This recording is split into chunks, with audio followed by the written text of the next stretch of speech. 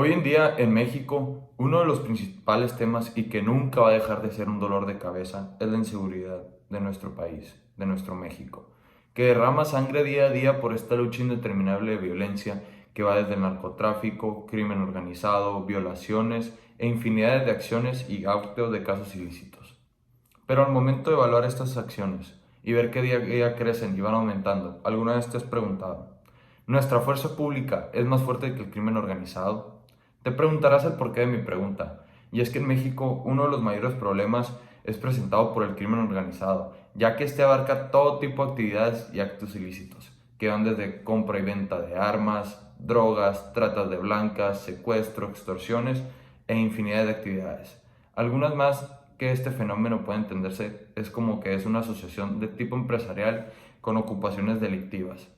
ya que no reducen el tema del narcotráfico, sino que se involucran en actividades cuya persecución es exclusiva del gobierno federal de México, pero también delitos de impacto internacional y local.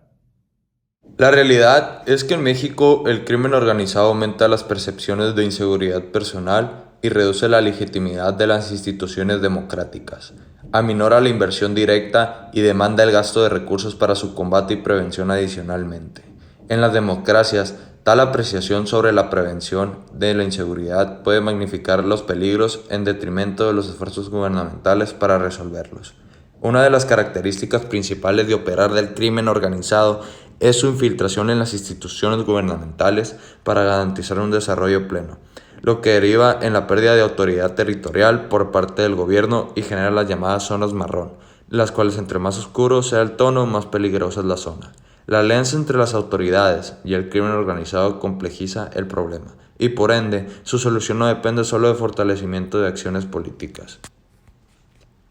A partir de la presidencia de Felipe Calderón, la lucha contra el crimen organizado se insertó en la agenda del gobierno como tarea prioritaria. Desde el primer día, el Gabinete de Seguridad y en particular las Fuerzas Armadas han impulsado una política para combatirlo. Sin embargo, la violencia y el número de homicidios que se relacionan se han multiplicado, motivo que ha llevado a cuestionar la estrategia del gobierno federal de México y a exigir su modificación. En respuesta, el Gobierno Federal de México ha establecido diferentes mecanismos de comunicación con la sociedad y otros actores políticos, entre los que destacan los diálogos por la seguridad, pero tampoco se han conseguido frutos. No obstante, el Gobierno Federal de México sostiene que su estrategia es la adecuada y que está funcionando correctamente. Los niveles de violencia han crecido, por lo que los métodos utilizados por el Gobierno Federal no logran aminorar el clima de violencia, sino al contrario. Como podemos observar, el crimen organizado está muy presente en todo tipo de instituciones y lugares, y hoy las políticas de seguridad pública y de seguridad nacional trazan sus estrategias a través del Plan Nacional de Desarrollo, el Programa Nacional de Seguridad Pública, los planes sectoriales y un comunicado de la Presidencia de la República titulado La lucha por la seguridad pública. Hoy, durante la presidencia de AMLO, los delitos relacionados con el crimen organizado continúan incrementando, tales como la extorsión y el homicidio, reconoció el mismo presidente durante su segundo informe de gobierno.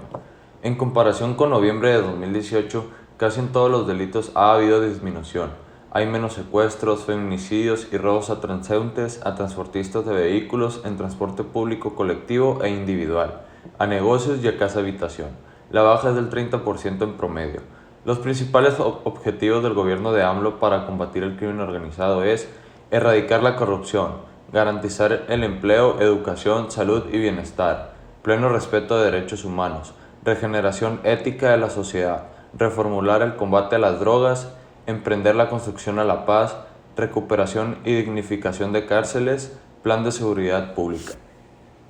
Como podemos observar, el tema del crimen organizado tiene una gran extensión, pero lo importante es actuar y erradicarlo de la mejor manera y con las mejores herramientas, ya que solo crea un mal ambiente para las familias y civiles mexicanos que se encuentran en las calles, ya que cada 4 de cada 10 mexicanos ha sufrido algún tipo de crimen organizado o lo fomenta.